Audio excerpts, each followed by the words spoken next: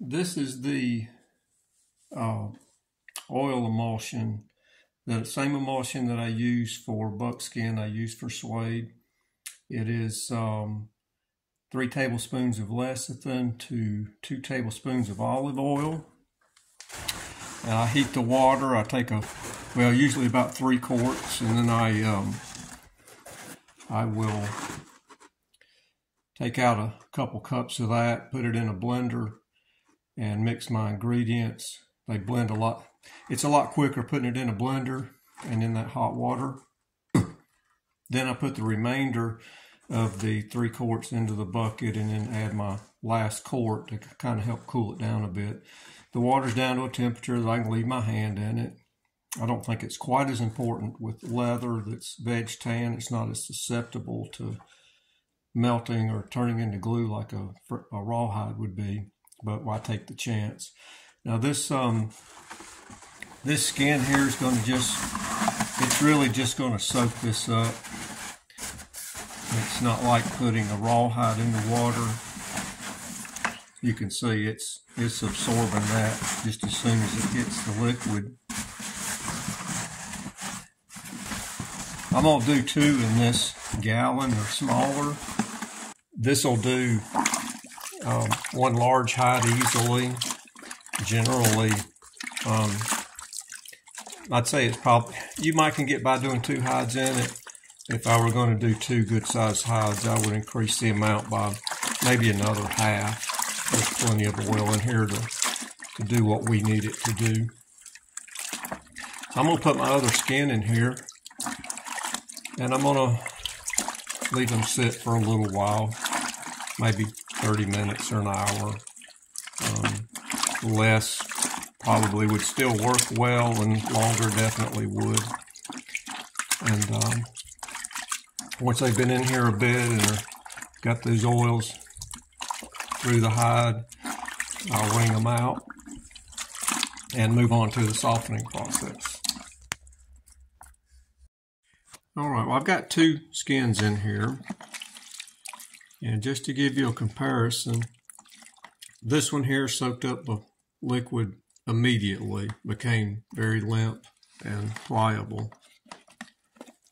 This one, you can see, it's stiff. It's taken a while to get the moisture to get fully hydrated.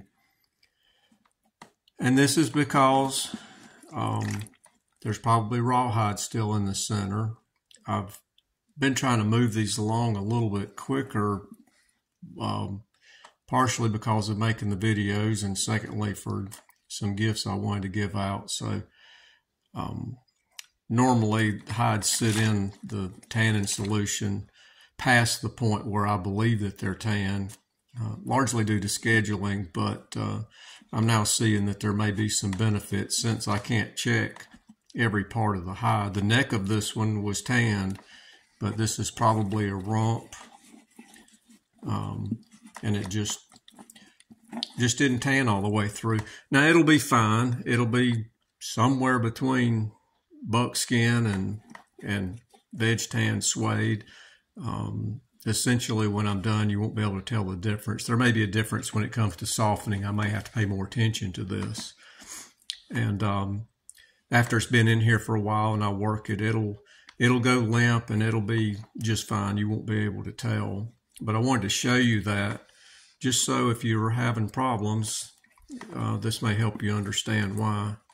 Not something that actually it's the first time I've seen it happen on a suede, because usually I'm pretty good about letting them have their time and not rushing them along. This is the hide right after being wrung out. And I want to just kind of open that up just a little bit. Get some of the creases and wrinkles out of it.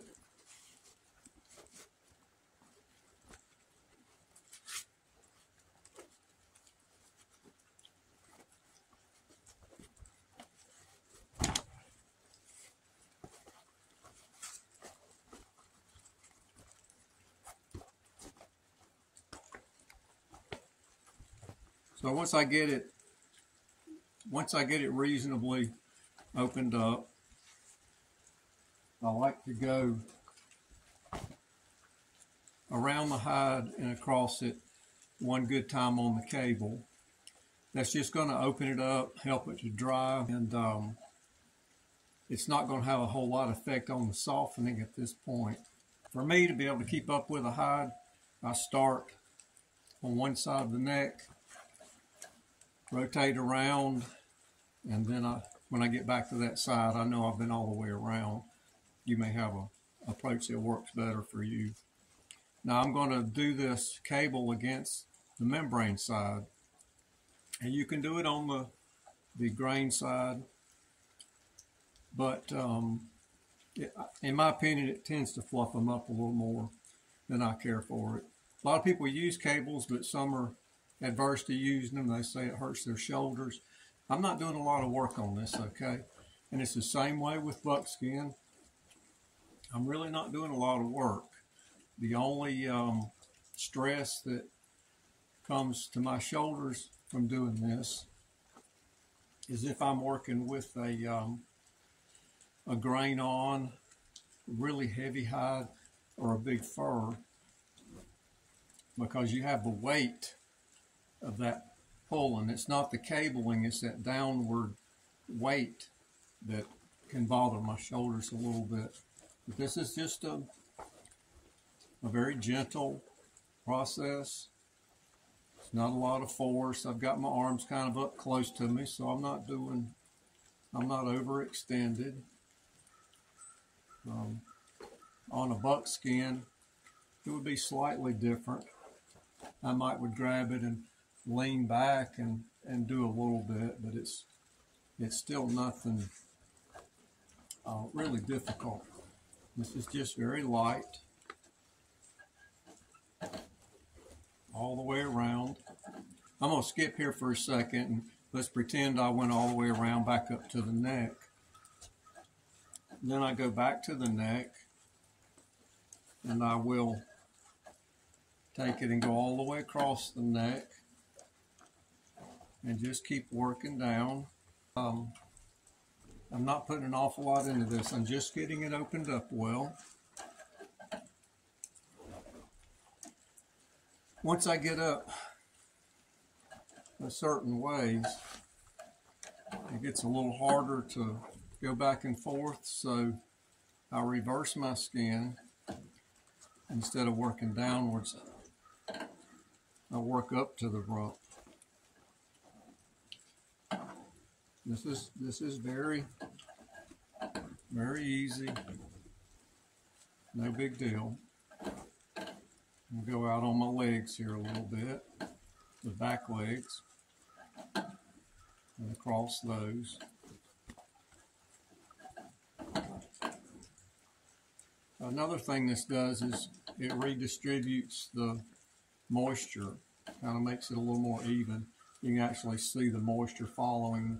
Can't see it on the video, but you can see the moisture following the cable and beading up. Now, once I've gone all the way from neck to tail, I like to take them crossways and just lean back and pull on it. Just kind of goes back in the other direction. And that's all for now. This is going to rest for a bit. I'll show you a little bit of lap stretching after this dries, just somewhat. Because while this is wet, it's really not, it's not really doing much for your effort. And it doesn't hurt to kind of pull it out and get it pretty close to its natural shape.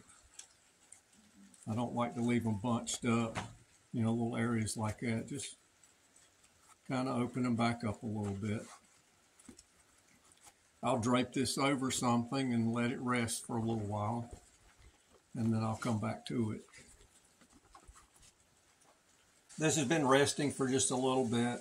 It's not drying that much. It hasn't been that long, but I'm going to touch up the places that that are drying a little bit, and just make sure that they stay open. And now as it starts to dry, you'll notice a little bounce comes back to it where it stretches a little bit. And the really wet places, they're just not going to move. And this is a little different than buckskin. When that happens with buckskin, I know that that's a spot I need to work on if I can't get it to stretch and move if it's still wet.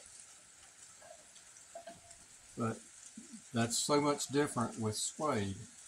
If you work a wet spot with suede, it's really not doing much. These places that are starting to dry, I'm just going over them just a little bit. It's mostly right around the edges. Again, slow pace, no big deal. And I'm noticing in those areas that as I move the cable, I'm not seeing nearly the moisture move around, gather up on the cable. So I'm just going to go over the outer edges just a little bit here. The more dry they get, I may want to rub them a little more brisk, but I don't have to put a lot of strength into it, just a little bit. And also when I work in a spot that's getting close to finish, it's a good idea to go, if I'm going, let's see if I can get this angle, if I'm going back and forth this way, it's really good to reverse it and catch it at like 90 degrees and then just tug it out a little bit. That keeps everything nice and open, and it'll help it have a good bounce when it's all dry. I probably won't even do much with the center. It won't hurt to maybe go, up and down the spine, just kind of lean back on it and just pull it out good. Don't have to go back and forth. Actually, it's really hard to do the center, especially on these. They bunch up really bad and not getting a lot of bang for your buck. So go back the other direction. No hard work.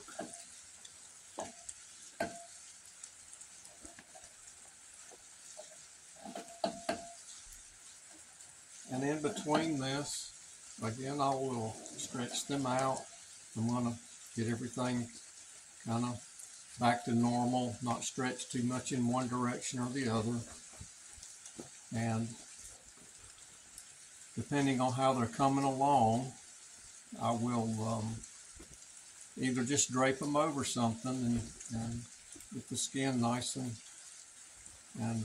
evened up, all the wrinkles out, or I'll start lap stretching it, and I'll show you that here in just a bit. So the biggest part of the softening can be done with lap stretching, and it's just using bigger muscles. Now this neck here is still pretty wet, so pretty much anything I do here is not going to produce anything. I probably need to show, I'll show this again when it gets more dry, but you can crimp or bind the hide like this across your knees, and then use your larger muscles in your legs to pull it open. And you can do this just like the cable in one direction, and then down along the spine. Now this thing is still wet, so it's not going to produce much now, but moving it around does help help it dry a little bit. But this isn't a huge skin. Now see, I don't know if you can see, this really hard to see, but this is getting just a little bit lighter right here, which means it's dry. You'll be able to see what's going on here a lot better as it gets dry, because while it's wet, it's not doing much. That's one of the interesting things about these veg tan suedes, is that if you've been doing buckskin while you're doing this stretching and softening part, it's quite different, and it's easy to think that, well, something's wrong here, I don't have enough oils, this is not going to get soft. And actually they do, and they soften up really quickly and really easily, especially when you get right to the end. So I'll lay this out, let it rest a little bit, dry a little more. I need to pay particularly close attention to the edges. Before they get dry, I want to take those to the cable and just lightly work them, and they'll open up and start being really soft.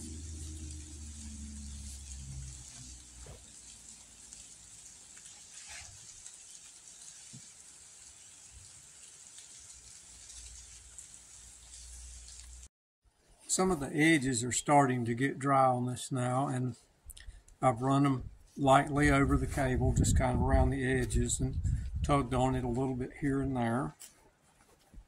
And this is going to take a while. Today it's rainy outside, and I'm actually getting some drizzle on me while I'm out here videoing where my cable is.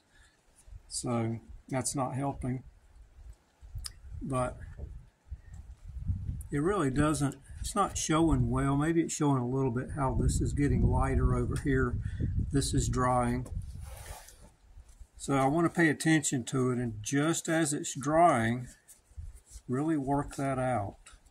And one of the great things about lap stretching that I like is that I can really work the whole hide well, and I don't have a lot of stress on me. You can pin the hide with your elbows and your forearms, and then you can just pluck the edges.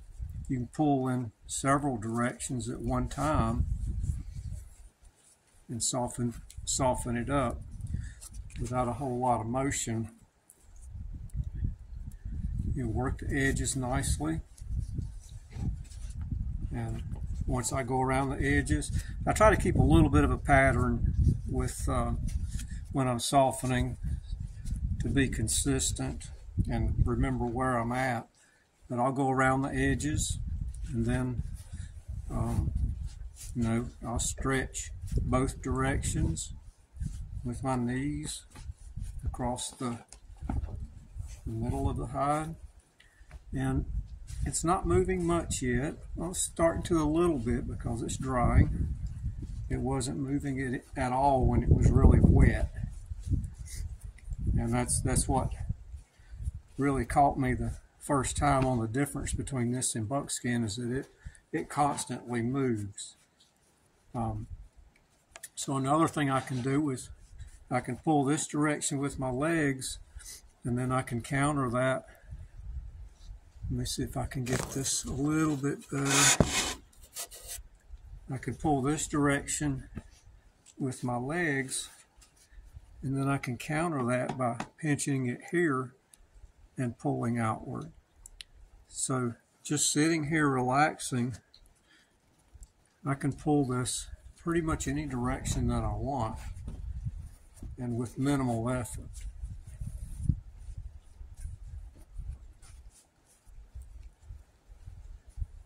Real easy to work the edges. Now, I'm not doing this in any order right now. I'm just trying to show you some of the subtle techniques of binding your hide so that you can pull out on it. This is pretty crucial to getting your edges nice and soft, is to kind of pluck over the edge. You can do it with fingers, or you can do it with your palm. Just pull right over the edges, multiple directions. And so once I've gone over this again, I'll set it to rest. It's mostly been resting. I haven't worked on it much. Just a couple of minutes here and there. So another way that I often will kind of work them is to just go down the hide and just pull.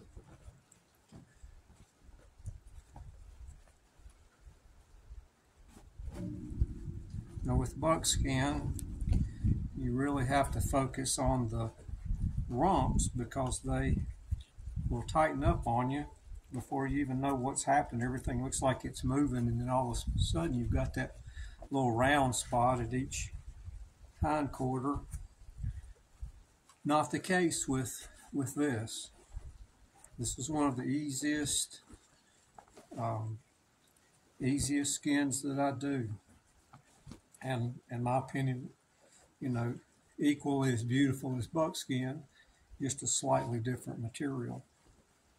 Now I was not able to finish this during daylight hours as it was a rainy day, and when I went out to my cable I had mist blowing in on me, and then it got dark and I couldn't video anymore. But just to kind of recap, I went around the edges and I kept doing that till they were dry. Now once the skin's dry and if you put it on that cable and it feels like a dry cotton cloth, don't do any more to it unless you really want to fluff it up more, because you're not having any effect on softness at that point. And from there, you know, I would continue to go around, but I would kind of choke up on it and put that dry part behind and work inwards a little bit. And the legs, when they came out, I would work a little further inwards on that and a little further down on the neck. But there comes a point where you've just got the center part, and the suede just doesn't do, the bark tan stuff just doesn't do quite as well in the center on a cable. If you get a tough spot, I mean, you can kind of, you know, choke up on it and try to get that flat and work small sections, but going back and forth across, I don't feel like does as much good. I will still do a light once over from time to time, but I use a stake, and I don't have my stake with me, but I've got one that's about a 1x2 oak, and it's carved very sharp up to the tip, and through the center, I'll run that back and forth, you know, like this. I'll just pull it back and forth over that stake in a couple different directions in all those wet spots. And I'm careful to, when I put my hide back out to rest, that I stretch it back out and get everything even, so I don't have this big bulge in the center. I want it to drape just like this. So I'll pull on it and then, you know, lay it out to rest a little bit before I come back to it. And I didn't work this one an awful lot, just from time to time and not strenuously. So, I mean, this one was just perfect. Now I've got a huge hide, a huge buck that I'm working on now, and if I happen to get it done before I get all this together, I may put a little clip at the end showing that one, and also the one that you saw going into the solution that just seemed like it had a little rawhide in it. It didn't feel right, so I didn't want to waste my time on it. This was actually a best case scenario. This grained easily, it tanned fairly quickly, and it softened like a dream.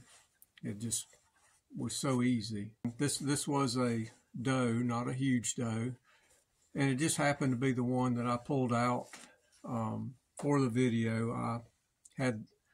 This one has a home that it's going to, and it just was appropriately sized for that.